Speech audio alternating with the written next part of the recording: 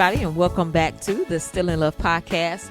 This is episode number 5, and it's really a part 2 to what we were talking about last week. And what was that? Who comes first, my wife or my kids? Yes. So let's talk about it.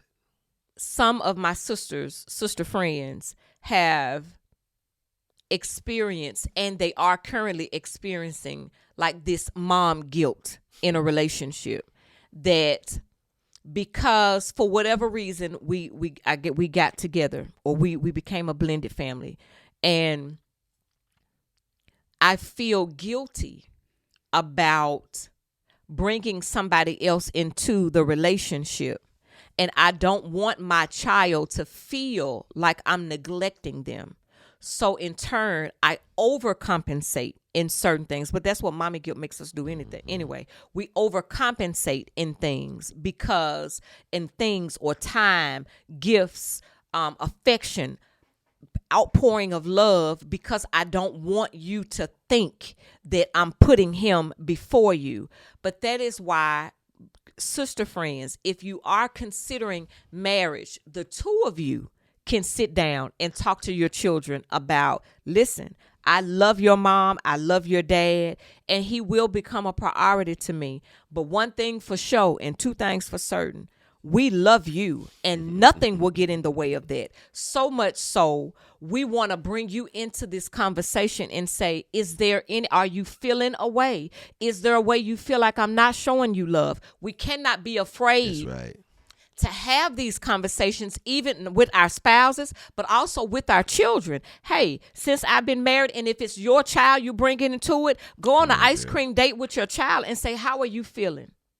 Because their feelings matter. How are you feeling about the relationship? Are you feeling some type of way? And as a parent, you have to discern. One of the things that grinds my gears sometimes about us as parents is we never really take ourselves out of it and say, is my child saying this because they just don't want nobody in the picture? Or are they saying this because they genuinely feel that? We have to be wise, but we also have to tap into, Lord, give me discernment. Give me discernment so I'm able to gauge where my child is. Even if they're sharing that they're happy. Even if they're saying, no, Mom, it's all good. Help me to discern if they're happy really is happy. If what they're communicating really is how they feel. Because you want to let your child know you are a priority to me. And if you are the spouse that's been added to a single mom or a single dad, then you do your own due diligence and you have a conversation with the child. When they're in their room, you go in, hey, I'm just checking in on you. You are building a family, and a part of that is trust. You have the trust of the spouse. You have to earn some of the trust with the child. You have to let the child know you weren't just there to come in and steal my mama from me. Come on, because girl. I shared that before when there was a gentleman that my mom was considering marrying, but the only thing I saw was, you're trying to take my mama away from me, and I hate you. I despise you. I would give him dirty looks because you're literally trying to take my mama away from me. And had probably that been done correctly, and he said, hey, I'm not, this is what he said to me one time. I'm sitting across from him. I'm every bit of maybe 9 or 10, but I'm sitting across from him on the couch, and I'm giving him the ugliest, dirtiest looks that I could conjure up in my 9, 10-year-old brain. And what somebody should have probably done was, my mama, hey, how you feel? I would let her know, like, I don't like him. I don't like him. Take it a little deeper. Why don't you like him?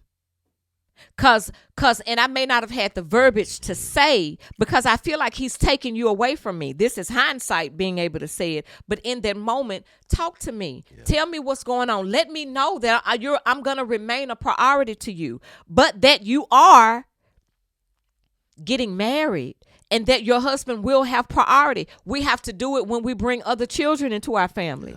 Yeah. If you have a child and you're going to have another child, you have to talk to your child about, hey, when the baby gets here, I still love you. I hope that we're having those conversations and not just taking it for granted or just saying, well, you just got to deal with it. He going to be all right. Yeah. Children have real emotions out here in these streets, and we can't leave them to navigate those emotions by themselves. You can't leave 9-year-old me. I gave that that man at work. And wherever he is, I do apologize. But I gave it to him. I get so much so I don't know whether or not that impacted whether or not they got married. I gave that man that work because nobody was talking to me about what I was feeling. I feel like you trying to take my mama, and this all I got. It's just me and her. I'm an only child that was with a single mom. So no, you can't come in and do that. And what happens in marriage, you're showing your kids a kingdom perspective when God is first.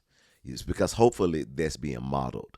You're showing that, hey, look, God is first. I want to shout that from the rooftop. Come on, shout it from the rooftop. I want to shout that. Like, it's not just about us. Yeah. It's not just about us. We love as kingdom couples to say that we are helping to build God's kingdom on the earth. We are helping to do that. But here's an opportunity for you to help really build God's kingdom on the earth by showing your children and modeling what kingdom marriage really looks like. Yeah. Go ahead. I'm sorry. No, you're good. You're good. I love this. I do. I you had your love caffeine this morning. I did not. You didn't. I did not. You own it. I know. I'm scared to get some now. No, you had some. You had some godly caffeine or something. I don't know what it is. I love these conversations. I love them. And so I think it's showing this godly model. Mm-hmm. So you're modeling this before your kids: God, spouse, you, family. Mm-hmm. So hopefully, it's not even a whole lot of conversation about the model, but they see it played out. Yes. And here's the thing, though the spouse is the priority, hey, us together, guess what? Y'all our priorities. Yes. Together. You know what I'm saying? Together. Y'all are our priorities. I have an individual relationship with them. You do as well. And then we have a relationship with them together. Because you all are our priority. Yes. Like, we get into the game. Yes. We come to the school. Yes. We making sure this happens. Yes. When she does something, I sign off on it. When I do something, she sign off on it. We together. So don't feel neglected by anything, because you still got me and you got us. You our priority, Yes. And so I think those things are really important. We talked about this years ago. Don't put your marriage on hold while raising kids. Amen. Or you will have an empty nest and an empty marriage. Very good. Very good. You put your marriage on hold while you raising them kids. And sometimes the man can do it as well, to where, he in sports and he in AAU and invest in them. Yes. But don't you put your marriage on hold while you investing in them. Not. I ain't got about 18 years with me, and he gonna go to college. But you put your marriage on hold, neglected this whole woman. Yes. And she for played years. the back burner. Yes. Or you put the marriage on hold for all these years and neglected your husband. I ain't got about 18 years with my daughter. Yes. And you end up with a empty nest, but also an empty marriage, It is both and. Yep. You've talked about this a lot. I can be a great husband and a great dad. And a great leader. Simultaneously. Yep, absolutely. I don't have to be one or the other. It's both now, and. it's going to take, here's the thing, you don't wake up with this amazing wisdom and this amazing, let me take that. It doesn't just happen. You have to be intentional. It's kingdom living is intentional living. Yep. It is, I have to be wise as we maneuver through these different seasons. I have to, if we bring it in, we hadn't even talked about if you bring in things like illnesses or life happenings and things like this taking place within your unit, and how you have to prioritize or reprioritize things, other factors. But the structure of them first three, or maybe four for some people, the order never changes. Yeah. It never changes.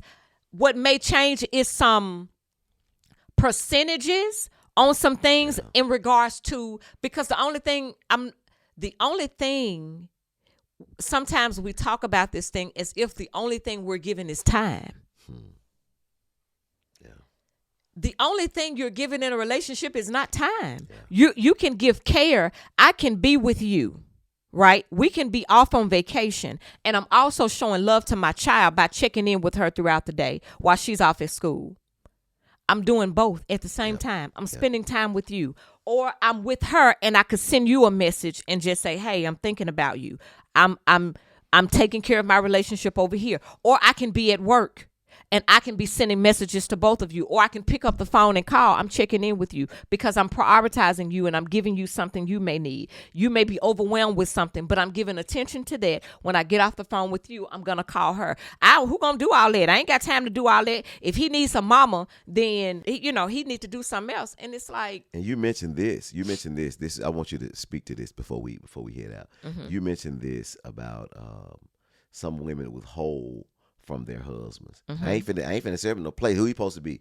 Just that whole notion of I'm not finna give all of this. This is probably, the people on social media love to kind of go in on you sometimes. But I welcome the smoke for what I'm about to say. Bring it. Why do we, and I'm talking to kingdom people here. I want to stop you right here. So my daughter just texted. Uh-huh. She just texted and Both said she's of us. headed to her first class. Right. In the middle of the podcast, I'm about to respond back to her because she's a priority. You're a priority, and I'm here with you. When she called me, I answer. When she texts, absolutely, I respond. Yes. Now, and so it's just the importance of what you just said to where we can be on vacation, and not that I'm about to have a whole dialogue because we just came from out of town, right? And we FaceTime our daughter, yeah, and we let them know, hey, look, and after the FaceTime, bam, and now we with one another. Yes. And it wasn't, I'm spending 4 hours with my daughter while we out of town and talking to her, and we having it's a 1-2 minute FaceTime. And I'm not consumed. Our conversations aren't consumed about them either when we are together. It is, I'm talking to you. I wanted to talk to you. Where are you? How are you doing? What's going on in your life? What's going through your mind right now? Because all of these things matter. I have had to have a light bulb moment in some of this as well. I wonder sometimes why we even get married. And I'm speaking in particularly to those of us who say that we have kingdom marriages. You understand that over here on this side, there is an order. If you don't want to follow this order, then maybe marriage is not for you. We want God to bless our unions. We want God sometimes in the midst of it, but we won't follow the order. And it blows my mind that we want kingdom results. We really do. We want kingdom results. We want our men to love us and not cheat. We want our men to be amazing dads. We want our women to be submissive to us. We want a lot of things over here in the kingdom because we do realize, even some people who are not kingdom, they realize that it is benefits to being kingdom. Yet the part that we struggle with the most sometimes is submitting to the order, which also lends to there is oftentimes a correlation between me being able to submit in my marriage to me submitting to the Lord. Oftentimes, and this is not everybody, but sometimes when there is conflict or struggle or a really hard time with submitting to my spouse, there is something that I am unsubmissive to the Lord about. When I am fully submitted, and again, what I'm saying is not even blanket either, because there are different times when our submission costs us a little bit more. I may be in a season where God is requiring that I submit even more to Him. And sometimes it is natural for us sometimes it's not automatic. Sometimes it's a reasoning in it. It's oh Lord, I know what you asking me to do. I know what you're requiring of me. And we rationalize as we're working through that, as He's getting us to that expected place or this end. We wrestle with that. The same thing in our marriage though, but we aren't open and upfront about that. If that does something to you by saying you're going to serve your spouse first, pause. Why do I have a problem doing that? Am I fully submitted to the Lord? Do I really let Him rest, rule, and abide in my life? Because I guarantee if you are dogmatic about it, there is a problem first there. There's a problem there. You submit with some aspects of God, meaning you submit when it feels good to you. But most of us who understand this submissive thing with the Lord, we fully understand that often, most of the time, it doesn't feel good to us. But because we understand the full benefit of it, it makes it easier for us. And over time, it becomes easier for us to do. Again, like I said, unless we're moving into some different levels of submission. But absolutely. And so we bring that same hesitancy into marriage. And it's like, sis, before you even, if you are blessed at a point in your engagement and you are blessed and a kingdom man and you guys are in a kingdom relationship, it would behoove you to evaluate your submission levels before you cross over into that, before you cross over into marriage. Let me gauge where I am in terms of my submission unto the Lord. Can the Lord tell me to do something I don't want to do? Has he told me to do some things? Has he told me to do things? Is my life submitted? We're not even talking about what God tells us to do. We're just talking about, is my life surrendered to him first? Is Jesus Lord of my life? Have I said and made this declaration? Lord, I believe in you. I believe you died, you rose. I am a new believer. I believe yes, I believe there's purpose and plan for my life. All of those things are feel good.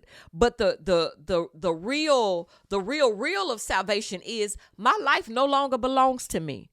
I used to be Tory. Now I'm an ambassador for Christ. Now I'm a believer. Now I am literally his girl. I do what he tells me to do. I live my life according to his word, what he wants me to do. Yeah. And I have to take that same mindset into marriage. What I thought about marriage, what I deemed as, I certainly, not being a believer, would have come into marriage just like that. Absolutely would have been, I'm not doing it. It's certain things I'm not doing. I would have consistently probably been a churchgoer that lived an unsubmissive life to the Lord. The Lord can't tell me to leave my man alone, and he certainly can't make me govern what I do with my body, and he cannot govern what I put in my body, what I'm interacting with. He can't do that. Yeah. So let's check our submission levels when we feel some of that. And that's one part. The other part is look for maybe there is an offense, or there is something that has happened in your marriage where your husband has made you feel, or your spouse has made you feel that showing him service proves to be unfruitful. If you have attempted to serve and place him and give him priority and he took advantage of that, that would feed into, I'm not feeding him first. Because there is reasonings for why we don't want to do things. There is reasonings for our triggers. And we have to know that. We have to stop walking around aloof and unaware of what's going on in us. Pay attention to that. When you are challenged to submit to something, what is it? What are you afraid of? Sometimes it's just purely fear. I am not going to let this man know I'm rocking with him like that. And some women will hear that and be like, girl, why you even get married? I'm letting my man know I'm 10 toes. I'm letting him know that I'm rocking with him, whatever. But for some women, I don't want to let anything or anybody know that I'm rocking with them like that. And if that is the spouse that you're married to, y'all have to have some conversations about, because it's a little deeper than that. Because if that is the case, then there is some other areas where that may show up. You better watch yourself around me. You better watch yourself around me. These are conversations that, yes, we need to have, but a lot of this is just stemming from, we really, really have to go back to some things, like just going back to the pure basics on things. Like, we're still having conversations. Submission shows up in every area of your life, and you're coming into, and we're bringing our submission or lack thereof into a marriage. Yep. And we think that it is not going to affect us. I'm not going to give you 100 if I'm not giving the Lord 100. It's almost impossible for me to do that, or for me to give you 100 and me not give him 100. I can't do it. Yeah. I can't do it. And throughout your marriage, it's different levels, and you're going to have to dig into some a little more than others. Again, we have to consistently have these conversations surrounding marriage, submission, honoring the Lord in all things, parenting. This is so important. Sometimes what your husband is saying is that, hey, listen, I'm not jealous of your relationship with the kids. Yes. I'm not, what I'm saying is that you don't prioritize me. Les, I want you to hear me. I love the fact that you love our kids, but the way you make them priority, I want to be made a priority. The way that you look at Junior, and not in the same sense, because I want you looking at me different, but you look at him with a look of endearment, and I don't get the same thing from you. You come, you quick with me, you got an attitude, but when he comes, he gets your undivided attention. I don't get that. He gets your ear. I don't get that. You're in tune with him or with our daughter, and I don't get that. And what he's saying is that, hey, listen, I want to be priority, and I don't feel that I'm priority. Everything else comes before me. The job, the house, the children, and I just don't feel like I'm priority. And I think sometimes when he feels that he's priority,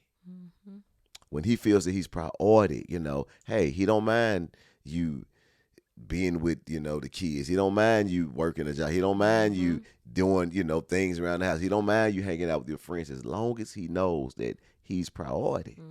But the problem is when he feels that, hey, I'm not priority, and everybody get, if you have 100 units of time, before the end of the day, by the end of the day, you've given out 99 units, and I just get that one.